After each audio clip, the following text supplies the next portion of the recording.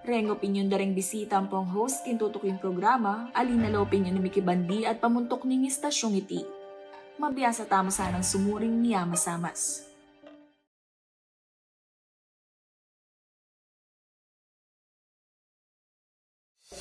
Magandang araw, Fernandino. Ito ang Konsehong Fernandino, Tugon ay Serbisyo. Hatid sa inyo ng Office of the City Vice Mayor ng City of San Fernando, Pampanga. Sa programang ito, malalaman natin ang updates sa sangguniang panlungsod ng City of San Fernando, Pampanga. Mga naipasang resolusyon at ordinansa, activities ng mga konsehal at ng kani-kanilang komite, at ang latest updates and happenings ng Syudad San Fernando, Pampanga. Ako si Kevin, at ito ang Konsehong Fernandino, Tugon ay Serbisyo.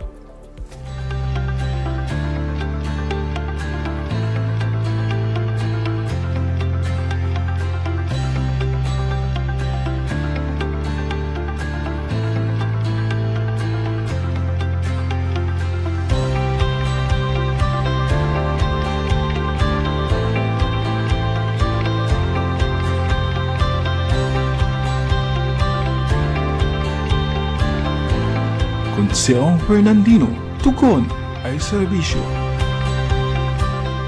Last week, nakasama natin ang presiding officer ng Sangguniang Panlungsod na si Vice Mayor Benedict Jasper Simon, VJ Tiger Lagman. Kinumusta natin siya sa kanyang kaarawan at marami rin tayong natutuhan tungkol sa barangay and SK elections, mandatory SK training, oath-taking, at ang planong Legislative and Parliamentary Procedure Orientation para sa newly elected barangay and SK officials. Ngayon, makakasama ni Piola si Vice Mayor VJ Lagman at si Councilor Enrico Maria Ricky Hizon para sa panibagang updates ng Sangguniang Panlungsod. Thank you, Kevin. Ngayong araw, makakasama pa rin natin ang ating Vice Mayor ng City of San Fernando, Pampanga, Vice Mayor BJ Tiger Lagman. Upang magbigay naman ng update sa konseho, makakasama natin ang isa sa ating City Councilor, isang businessman at may tatak serbisyong the best, City Councilor Honorable Enrico Maria Ricky Hizon. Magandang araw po, Councilor. Magandang araw, Vice. Magandang araw, Piola, no? At sa atin po mga televiewers, magandang araw po. At salamat po sa pag-subaybay sa ating programa ngayong araw na ito. Councilor? Magandang hapon din, Vice, Piola.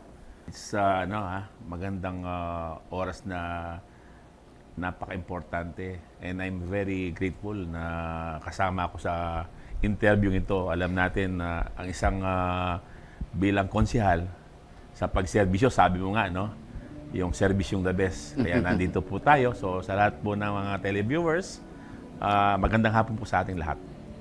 Councilor, kamusta naman po ang inyong unang taon bilang konsihal dito sa ating syudad? Well, of course, as a newbie sa konseho, nasabi ko rin na dati na bilang isang konsehal na hindi biro, no? Marami kang kailangan pag-aralan. Marami rin ako natutunan, siyempre. Hindi lang ganun kadali.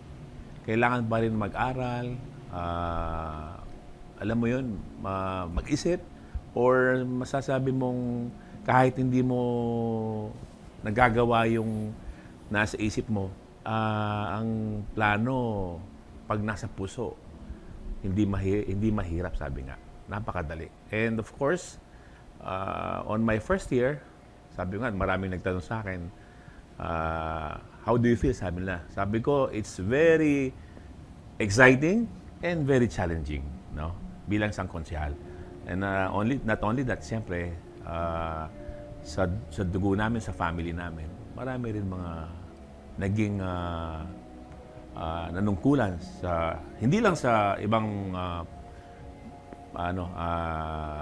lugar, pero kahit dito sa Ciudad ng San Fernando, kamukha ni Konsyala Hanji, no? Bilang isang konsehal. Kaya, of course, marami rin akong natutunan sa kanya. And not only that, siyempre, kay Vice, no? Si Vice, matagal na rin nanunungkulan yan, no? So, kumbaga, based dun sa mga tatanong mamaya, and I think, similar kami dun sa mga committees namin na nangyari, no? Ayun. Alam mo, Piola, no, si Councilor Ricky, being a new councilor, no, legislator, doon sa first year na nakita ko sa kanya, no, very hands-on siya, no, very hands-on, at saka hindi lang yung attendance niya, no, it's the presence at saka participation niya talaga during our regular session. So, I think yung sinasabi niya na yung attitude na tuloy-tuloy na pag-aaral pa, no, that would become you would become, by doing so, the attitude will become a more parang continuous learning na yung pagkakonsihal, pagka-legislator, mas lalo kang magiging nabihasa, no, sa trabaho. So, I see that in him, no. Kaya banggit niya, both committees, Councilor, no, yung Committee on Environmental Protection and Natural Resources, Waterways and Flooding Intervention, at Committee on Market, Slaughterhouse and Economic Enterprises, namana niya from 9 years. Hindi namin pinag-usapan yan. Baka sabihin na napag-usapan namin. Nakakatawa nga nung nalaman ko rin na yung sa kanya, sa akin pa rin para mapupunta, sabi ko. Ang ganda naman yung continuity, Yes. yung mga naiwang trabaho na itinutuloy naman niya. And since businessman po kayo, for sure marami po kayong makakontribute sa inyong mga committee since ma-apply nyo po yung private job nyo sa service po dito sa San Fernando, Pampanga. Meron po ba kayong nakikitang similarity sa work nyo po ngayon sa mga hinahawakan yung committee and sa private company na hinahandle nyo po? Alam mo, Piola, no? When it comes sa negosyo, based on sa experience ko, paano ko tinakel o hinandle, no, yung company namin. Doon pa lang pag maganda ang isang kumpanya, lalong-lalo na, doon mo malalaman pag maganda, malaki, kumbaga, progreso ang isang kumpanya. Ang ibig sabihin nun, Well-managed. yung nagmamanage, maganda ang pagmamanage niya. So, based on sa experience, siyempre, bilang negosyante, pero different aspects yung sinasabi natin na sabihin, ang iba kala nila ang negosyo is similar sa pag-govern, no? It's different, no? Hindi ka mukha ng sariling o sa pribado na ikaw ang manager, ikaw yung may-ari, yung boss. Pag sinabi mo, yun ang sinusunod nila. Pero sa government, hindi. Maraming proseso. Hindi ganun kadali, no? So, merong mga bagay na nagagawa ko. Siyempre, for all you know, sabi nga, I'm very workaholic, like sabi ni Vice. Yeah. Parang ganun din nangyayari dito sa siyudad, sa konseho. If I'm very passionate sa trabaho ko sa kumpanya as a private business man, ganun din dito sa konseho, sa siyudad. Talagang, pag gusto mo ang ginagawa mo, talagang bibigay mo lahat, no? Yun ang advantage. And to add, no, that yung kasi, no, even he chairs committees, no, yung kung sino yung mga kasamahan natin, ano, ang approval, collegial kasi ang Yes. sanggunian, no. So the chairman will present it to the august body, ano, and then it will be deliberated. And the approval will be depending on the majority. So kaya doon mo makikita kung gaano kung paano maipresenta ng isang committee chairman ang isang panukala na aaprobahin ng konseho. So makikita po doon yung dedication ng bawat chairman. Babalikan kita doon sa Piola, yung tanong mo, no? How can I, bilang sa negosyante, no? Alam mo, sa environment yung isang committee ko, no? Nung nasa sa kumpanya namin, alam mo yung environment, sasabihin natin, napaka-importante, no? Pag sa masasabi yung environment, kala ng iba, napaka-simple o ordinaryo lang. Pero sa totoo lang, importante ang environment. Each, every one of us, no? Hindi naman tayo lang. Lahat ng tao, meron tayong kanya-kanyang social responsibility, no? Like yun nga, ibabalik ko sa company. Yung environment, meron kaming wastewater treatment yan. May facility. Environment yan. Dapat pag meron kang ginagawa sa negosyo, bago ka magtatapon, dapat yung magtatapon na sinasabi, yung waste mo, naayos mo na. So, ang tapon mo, halimbawa sa wastewater treatment, bago mo itapon yan, malinis na yan. Yes. Correct, Ganun correct. siya. I can vouch to that, no? Kasi nung during the time na tayo ang committee chairperson ng Committee on Environment, Ako mismo, na-witness ko yun. Yes. Kung gaano ka-efficient, no, at saka ka-dedicated yung mga taong nag-in-charge doon sa kanilang water treatment Yes. plant. Tapos beside it is yung kanilang sorting ng plastic, no, yung MRF nila. Yes. Diligently. No? So, I think, sinasabi ko palagi, no, na we cannot sustain our development, ang progress ng city, if we don't balance it with the environment. Totoo po. Ganun kahalaga. So, hindi po ibig sabihin, pag narinig na nila yung salitang waste is wala na yun.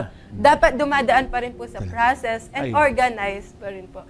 So, sa ating pong pagbabalik, maghihingi po tayo ng updates po sa kanilang komite. Kaya wag po kayong bibitiw.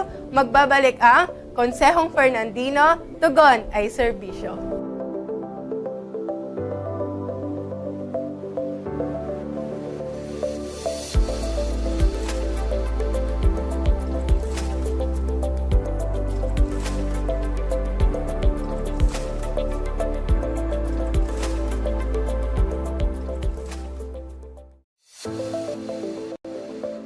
Nagbabalik ang Konsehong Fernandino, tugon ay serbisyo.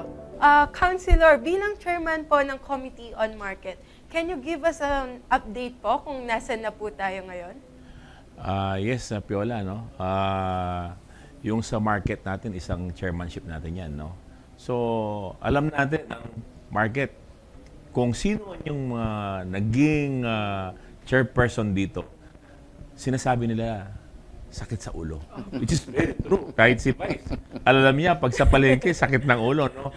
Bakit na nasasabi natin? Kasi ang kausap natin, marami, no? Hindi lang naman yung mga stakeholders, even yung mga namimili dito, no? Yung namimili inside and outside from San Fernando, no? Yun ang pinakamabigat.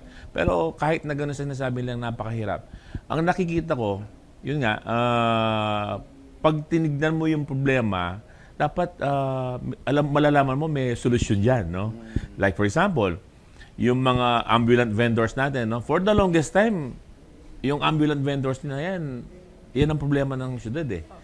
Sabi ko nga minsan bakit hindi lagyan ng pansin to? Tignan nyo ang mga ibang mga municipality and ibang mga LGUs na nagagawa nila. Punta ka ng Angeles, punta ka ng Apalit, punta ka ng Guagua. Pag nagpunta ka sa palengke, walang mga ambulant vendors dyan.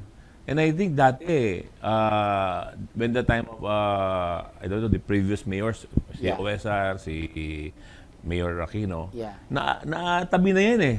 Pero pag ginawa dilaan sa politika, parang nawawala yung essence ng gusto natin ipatupad sa lalo ng may ordinansa, no? So bilang konsehal, maraming mga ordinansa. Sabi ko minsan, maraming gumagawa ng mga ordinansa, pinapasa ng mga ibang konsehal. Pero kung titignan natin, kailangan lang natin ng balikan yung mga ordinances, no? I-review, revisit nga sabi ko. Kaya napakasimple lang. Pag nakita nila, parang you're just reminding people, kamukha niyan, merong ordinansa dyan, no? Bakit hindi natin balikan? Para, at the same time, yun nga, nagkaroon ako ng resolusyon sa mga ambulant vendors. Pwede kong basahin yung resolusyon para, para hindi ako maano. No? So, yun nga, resolution number 2023-218, no? A resolution requesting the Honorable City Mayor Vilma Bic Calubag to create a TWG, no? To organize, promote, develop, and assist the ambulant vendors in the city of San Fernando. Kasi nakakaawa naman yun eh, no? Sabi nga, pag meron kang kailangan na alisin, dapat meron silang paglalagyan. Ganun naman yung ano yun. Tama yun. Wala, no? Kasi sinasabi ni Councilor, it's a free enterprise, no? Na gusto natin, kailangan isaayos. Isaayos lang. Yun naman ang intention nitong resolution. Hinihintay ko lang, kasi sayang, no? Kawawa naman sila. Matagal na sila dyan, no? Kaya, yun, isang bagay na binigyan ko ng pansin yan. At the same time, hindi lang naman sa New Market Plaza. Nagpunta rin ako sa bagong palengke. Yung New Market Plaza, yun ang lumang palengke, no, na bago na sinasabi. Lumang bago. No? Pero ngayon, yung sa bagong palengke, well, may pangalan na tayo dyan, Councilor. Sa bagong... Yung dati hong bagong palengke, it's the city public market. Okay. At yung sa ating sa poblasyon, Yes. the lumang palengke Palengke. that we call is the City Market, Market Plaza. Plaza. Mm, So yeah. yun po yung pagkakaiba. No? Kung pupunta ka naman sa new public market, isa na lang ang magandang kamarin. Ngayon, nag-pass din ako ng resolution dyan. No? Yung resolution na to, babasahin ko again, no? Para malalaman ng mga televiewers natin kung anong ginagawa natin bilang konsyal, hindi lang naman na puro salita lang, no? So, resolution number 2023-214, no?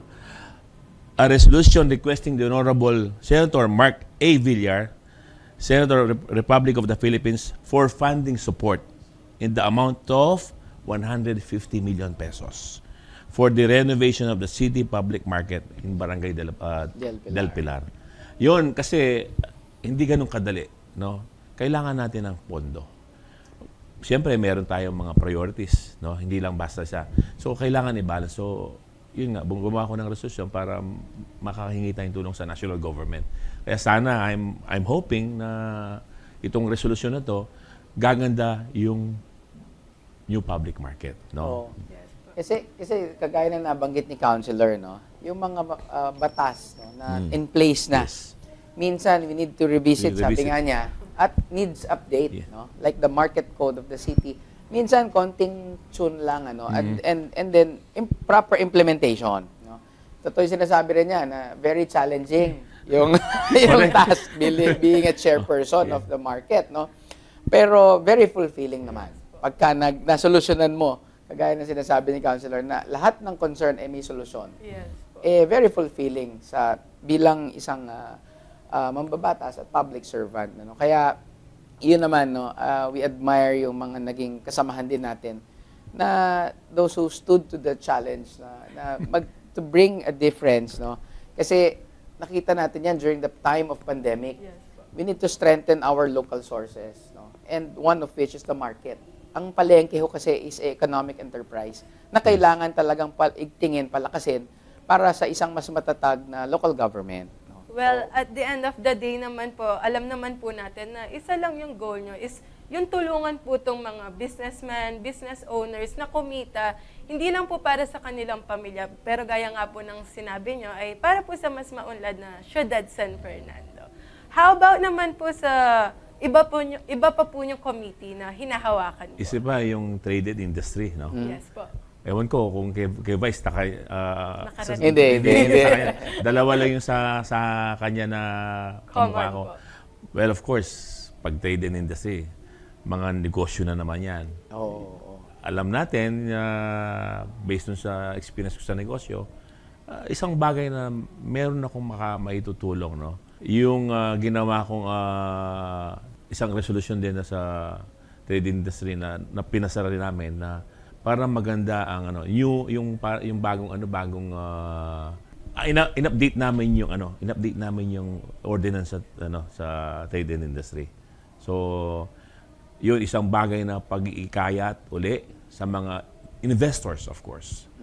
Alam natin ang San Fernando, it's not hindi na siya ganong kaliit. It's a prime It's a very progress city, no? So kung i-compare mo sa ibang mga cities, and I think City of San Fernando, if I'm not mistaken, una pa siya Vice sa buong Pilipinas ng siyudad, no? So kailangan nating paigtingin yung mga bagay na para ikayat tayo ng mga investors para makikita natin kung ano. Hindi ka mukha. Kung titingnan mo, it's already a metropolis. For all we know, ang San Fernando masikip na masyado. Tingnan nyo ngayon, dati mga investors dito, dati horizontal, ngayon vertical na sila ngayon. Kung imagine mo, would you believe, marami na nagpuputap ng mga condominiums dito, Yes. no? Mga hotels, no? Hindi ganun hindi natin na-expect na ganun ang mangyayari. Pero it means, pag ganyan, ang progress, makikita mo, lalong-lalo na isang bagay na ang usapan, traffic. Pag matraffic na isang lugar, isang sign of progress yan, no? Yun, Piola, alam mo naman, kahit si Vice, alam niya yan. Ha? So, yun, sa isa bang mga committees ko. And of course, siyempre, kamukha ng nabanggit ko kanina, bilang isang legislator, no? Hindi ganun kadali, no? Pinag-aaralan lahat yan. Pero isang bagay na gusto kong na masabi, kailangan lang natin i-revisit yung mga ordinances bilang isang konsihal. Ang dami ng mga ordinances natin na kailangan patupad. Ganun lang kasimple. And to add, Counselor, yung siguro we need to sustain yung being a friendly city, Yes. business-friendly city ng San Fernando as a Hall of Famer. Yeah. I think I can say that it would be a challenge for Yes. all of us, no, to sustain. But the direction that we as far as the Sangguniang Panlunsod is concerned, doon tayo patungo. No? Just recently, we opened the newest McDonald's. Yes. It's the 7th branch. Yes. Isipin niyo ho, no? Sabi ko nga, Counselor, nung kausap ko yung owner, yung franchisee, and then the management of McDonald's. Ang McDonald's is a indicator of a progress in a local government. And we have 7 in the city. Oo. And operating 24/7, ano? And ang nakakatuwa ho doon, pero sa revenue and business side, they employ almost 90 to 100 employees per branch. So, employment and economics, talaga, nakakatulong sa isang syudad na kagaya ng San Fernando. Thank you so much po, Councilor Ricky. As much as we want to prolong our conversation, we only have a limited time. Thank you so much po sa pagbibigay ng updates. And we hope to see you soon again. Yes, thank you also, Piola. Vice, no? Yes, yes. I'm honored na nabigyan niyo ako ng konting oras, no? At least sa mga televiewers natin, kung anong ginagawa po ng konseho, bilang mga legislators, no? Kasama natin si Vice Sanggunian, no? Naging katuwang natin din sila. So kami po nasa Sanggunian bilang konsehal yun ng siyudad ng San Fernando. Nandito po kami kung ano po yung kailangan naming gawin na dapat para sa inyong lahat para matulungan po ang mga Fernandinos, of course. Sana hindi lang po yung kami lang ang gumagawa rito o nagtatrabaho. We're asking your support also, no? Hindi ho biro to. Kumbaga sabi nga, it takes two to tango, no, Vice? No? Yeah. So, hindi lang puro kami. And of course, alam din ho namin, mga Fernandinos, maraming mga problema dyan na kailangan ayusin. Hindi ho biro. It's my first year of in the service. Kung titingnan po natin na kailangan pa rin talagang pag-aralan. Hindi ho ganun kadali. Kung lalong-lalo na ngayon, katatapos lang yung barangay and SK election, no? Yung mga baguhan dito, malalaman po nila kung paano manungkulan, magserbisyo, sabi nga, no? Hindi po ganun kadali. So, sa lahat po ng mga televiewers, mga Fernandino, supportan niyo po kami. Siyempre, hindi lang ganyan na pag sinabi namin. Ang sabi nga ni Ricky Son, Councilor Ricky Son, trabaho lang po. Hindi siya nangako, parang ganyan. So, nandito po talaga magtatrabaho kami. Kasama natin si Vice dito. Katuwang natin yung mga ibang konsyal na sa syudad. So, again, maraming salamat. Vice, Piola. Thank you. Thank you, Councilor. No? Kagaya ho na sinabi ni Councilor Ricky, no? Ito ho a partnership ng local government, ng Sangguniang Panlunsod at ng mga Fernandinos and as an inclusive governance in the city of San Fernando. Lahat po ng stakeholders kasama sa pagbabalangkas ng mga legislatura para sa isang mas maunlad na siyudad San Fernando. So we wish to be part, no? We wish you that you can be part, no, of our future endeavors sa Sanggunian para po sa mas maunlad na siyudad San Fernando. Marami na naman tayong natutunan kasama ang ating Vice Mayor BJ Tiger Lagman at ang ating City Councilor Ricky O. Hizon. Next week ay makakasama pa natin ang ibang City Councilors upang magbigay ng update sa kani-kanilang komite. Maraming salamat po sa inyong pagsubaybay sa aming programang Konsehong Fernandino, Tugon ay Serbisyo.